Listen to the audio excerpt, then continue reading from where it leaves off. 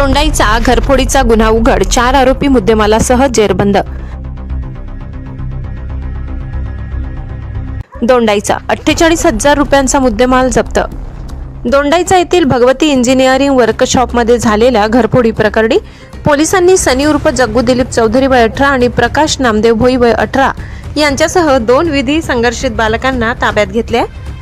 त्यांच्याकडून चोरीस गेलेला 48,000 रुपये किमतीचा मुद्देमाल जप्त करण्यात आलाय। या यशस्वी कारवाई सहभागी अधिकारी व कर्मचाऱ्यांची नावे ही कामगिरी पोलीस अधीक्षक श्रीकांत धिवरे आणि अप्पर पोलीस अधीक्षक अजय देवरे यांच्या मार्गदर्शनाखाली पार पडली।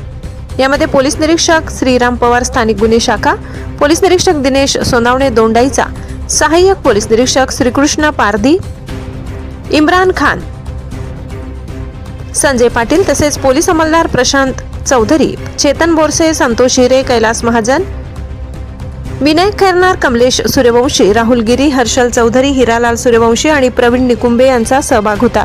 ब्युरो रिपोर्ट धुळे, सहसंपादक अनिल बोराडे।